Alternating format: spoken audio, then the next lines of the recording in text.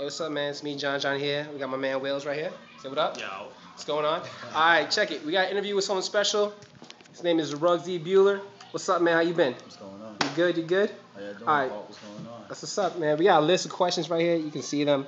What's the first question on the list so we can ask him? Where did you grow up? I grew up in Harlem. I was born in Brooklyn. Okay. Born in Brooklyn, lived in the Bronx for a little while, but most of my life I was raised in Harlem. Home 14th. I was from 113th, but I ran around Home 14th and 7th Ave a lot. All right. Nice. So, how does where you grew up affect your music?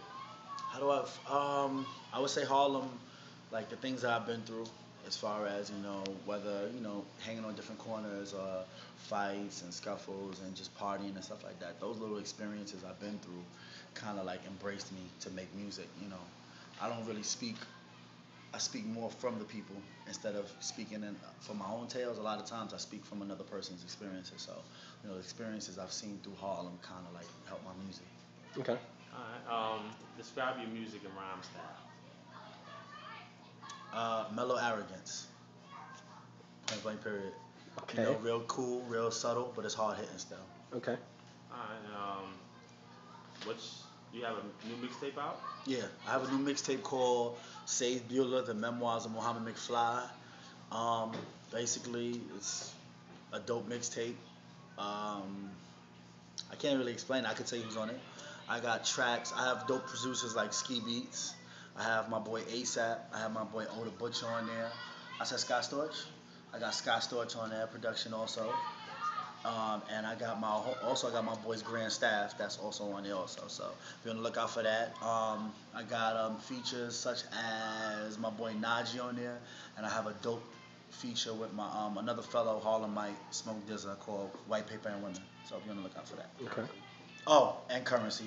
Shout out to Currency. Shout out to the Jets. I also got my boy Currency on that. So we got the whole DD172 Blue Rock family. Shout out to them also. All right. How is it different from your previous work?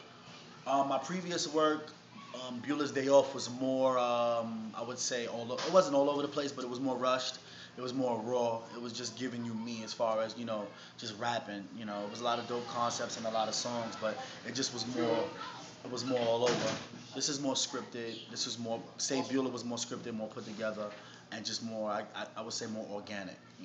So. All right. What message are you trying to get across to your audience? What masses? Message. Originality is key. And just being yourself. A lot of people are afraid to be themselves nowadays as far as with this rap stuff. You're afraid what people are gonna say. I think we all been through that as artists or as professionals. So I guess I'm just trying to continue people to just be original and just continue to do what you really want to do as far as entertainment. How long have you been recording? I've been recording professionally for 2 years, so it's kind of a fast process. I've done a lot in a fast time. Thanks to my team. Shout out to Team Colors. Shout out to Wave Management. But I've been rapping for over 10 years, easily. I recorded back in the days. I used to record once in a blue, but when you say recording, it's like constantly in the studio, constantly getting work done. So I would say professionally, as far as like just always in the studio, it's only been about two and a half years. What's your view on the current music industry? The current view on the music industry is open. To me, I feel it's open lane for everybody. The only problem as far as music, even they say, you have mainstream, you have commercial, whatever the case you want to call it. But I think even underground music is becoming commercial. It's becoming boxed. And I feel that fashion is a big part of that. People nowadays feel that because of the way you dress, because you're nice, or because you're fly, you could got rhymes and shit, and you're a nice kind of boost certain people. So I don't understand that part of it, but I see why it helps. Helps the money. Everything is about money nowadays. That's why I see. But I try to stay out of that. I want to make money, but my music kind of stays away from that angle. Okay. Who and why? Who are your favorite artists and why? Favorite artists, right? Camp Low, Ghostface, AZ. You already know Jay. Those are the givens, the Jay-Z's and the Biggies and the Tupacs. Those are pretty much. I have a lot of dope artists. I mean, I can't even only name hip hop. I can name a lot of alternative music and stuff like that. If there was like one artist out there that pretty much reflects, your sound, who would it be? I don't know. Muhammad McFly. Yeah, Muhammad McFly, my alter ego. I don't know. I don't really have so many people. I haven't ran into that issue of somebody saying, "Yo, you sound like somebody," or "Your sound is like somebody." Not yet. I had similarities as far as voice tones and shit like that. You know, with the Q-tips and stuff like that. But as far as my sound, I don't really know. You know, I mean, a lot of my deliveries and a lot of things I've learned have come from all over. It ain't only East Coast music. I've learned a lot from Jay Dilla. I've learned a lot from Devin the Dude, the whole West Coast Death Row movement, stuff like that. So, Okay. and it's the Wu, and then back on the East, the Wu Tang. Like these people had certain ways of delivering music, and you know they had structure to it. And I kind of learned those things from them, without trying to take their style. You know, as I was progressing and getting my music together, I was always trying to make sure I never tried to sound like nobody. I think we all been through that at one time or one point, but I left that shit alone. Oh man, two more questions. Two more. Yeah. Um, where can people get your music? You can get my music on my blog, rugsdbewler.blogspot.com. You can get it on that piff. You can just Google.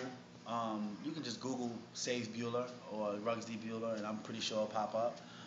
You can also get it on the DD172 blog. It's not hard. Just I guess I'm not trying to brag. Just Google Rugz D Bewler, Google Save Bewler, and I'm pretty sure you'll see the mixtape. And also cop the before you even listen to that mixtape, if you want to go past, download Bewler's Day Off, which was my first mixtape. All right, all right. And what's the last one? Last any, question. Any advice on for upcoming artists? The advice I give you is don't let people try to stop you from what you were doing. I mean, I know you heard this 1,000 times, but people nowadays, as an artist, this is what I would say, point blank period. As an artist, you have to get past your friends, not want to probably listen to you because they want to be your friend and they don't really, it's not that they don't want to see you grow, but yeah, your boys, they sometimes your boys don't take you serious. So you got to get through that stage of people saying, "Oh, you rap now, or you sing now, or you dance now." You know what I'm saying? Get past that and never let people see your weak side. When you tell people you're doing something like, "Yo, I rap. Yo, I design clothes. Yo, I do this." Just make sure you have confidence, because if you don't have no confidence with portraying this to them, then they won't give you that feedback. You know what I'm saying? Don't ever be tainted of what you're saying or what you're trying to give to somebody. If you have no confidence in telling somebody what you're doing, they're not gonna take you serious. So I think that's key. All right, all right. Any shout outs before we let you go? Shout out to the whole team Colors. Shout out to Harlem. What's the other question? What is your favorite song off the mixtape?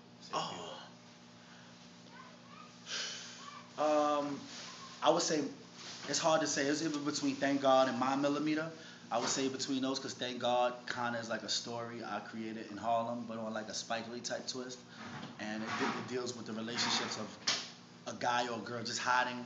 You're dealing with a girl that doesn't want nobody to know you're dealing with them because she's like one of the hottest chicks, blah blah blah.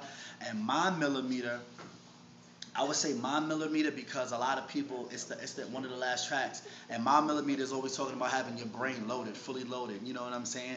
People always want to challenge. People always would think because I make songs that I couldn't go, like I couldn't just rap. So My Millimeter is always telling people, like, at all times, like, if you feel a nigga can't go and can't rap, test me. You know what I'm saying? My guns stay loaded. My mind stays loaded. I use my mind as my gun. So, and my mind is what, writes the pen. So.